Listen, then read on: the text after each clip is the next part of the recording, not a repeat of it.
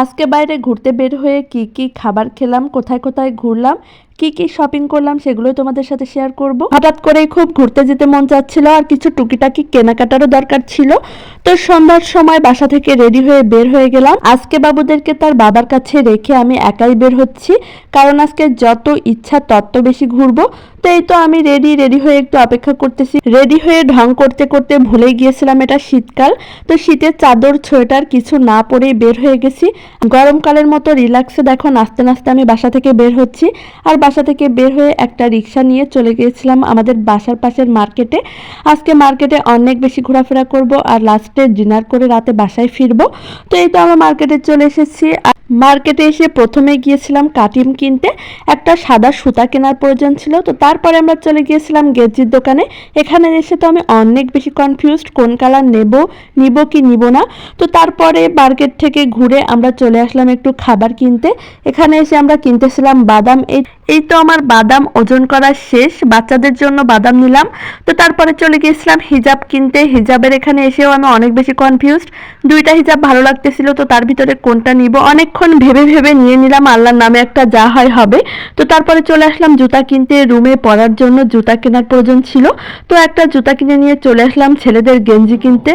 এই গেঞ্জিটা আমাদের অনেক বেশি পছন্দ হয়ে গেল, এই খয়েরি কালারেরটাই আমরা নিয়েছিলাম। তো গেঞ্জি কিনে আমরা চলে আসলাম খাবার খেতে। অলরেডি রাত 9টা বেজে গেছে, অনেক বেশি ক্ষুধা পেয়ে গেছে। এর ভিতরেও কিন্তু আমরা অনেক বেশি ঘুরেছি, আরো 2-3টা জিনিস কিনেছিলাম। তো তারপর আমরা খেতে চলে আসলাম আর এখানে এসে বিরিয়ানি অর্ডার দিয়ে আমরা অপেক্ষা করতেছি। অনেক আগে এখানে একবার বিরিয়ানি টেস্ট করেছিলাম, তো টেস্টটাও ভুলে গেছি। তো ভাবলাম এখান থেকে আজকে আবার খেয়ে যায়। তো এই তো আমাদের বিরিয়ানি চলে এসেছে, এটা ছিল খাসির বিরিয়ানি। তো আমি ফার্স্টে বিরিয়ানিটা পেয়ে মাংসটা দেখতেছিলাম, কারণ আমি বারবার করে বলে দিয়েছিলাম। তো মাংসটা অনেক বেশি সুন্দর ছিল। ইদানিং আমি এই দোকানটার অনেক রিভিউ দেখতেছি ফেসবুকে এই দোকানের বিরিয়ানি অনেক বেশি ভাইরাল হয়েছে। তো ভাবলাম এখান থেকে আবার একবার খেয়ে যায়, কারণ অনলাইনে দেখার পরে মনে হচ্ছিল আরেকবার খেতে হবে। তো এই তো আমি খাচ্ছি, খাওয়ার প্রায় শেষ পর্যায়ে। সালাতের পিরিচটাও দেখো ফাঁকা হয়ে গেছে, আর অল্প একটু রাইস আছে। আর এই তো হাড্ডিটার সাথে অনেক সুন্দর মাংস ছিল। হাড্ডি যেহেতু আমার অনেক বেশি পছন্দ। ভেবেছো বিরিয়ানি খেয়ে বাসায় চলে আসবো, বিরিয়ানি খেয়ে আমরা আবার চলে গিয়েছিলাম ভাজা পোড়া খেতে। কেন জানি না ভাজা পোড়া দেখে মনে হলো যে কিনি।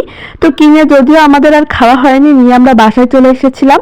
তো এই তো তারপরে ভাজা পোড়া কিনে আমরা রিক্সা নিয়ে নিলাম। টুকটাক করতে করতে অনেক কিছু কিনে ফেলেছিলাম। ছেলেদের জন্য শীতের কাপড়ও কিনেছিলাম। তো আমাদেরকে অনেক কিছুই দেখানো হয়নি। তো অনেক বেশি রাত হয়ে গেছিল আর রিক্সায় উঠে এত ঠান্ডা হাওয়া। এইদিকে তো আমি শীতের কিছুই নিয়ে আসিনি, আগেই বলেছি নাচতে নাচতে চলে এসেছি। একদমই মনে ছিল না এটা শীতকাল বা কিছু গায়ে দিতে হবে। আজকে মার্কেটে অনেক বেশি ঘুরলাম, অনেক মজা করলাম। তোমাদের কাছে কেমন লাগলো কমেন্টে অবশ্যই জানিও। আল্লাহ হাফেজ।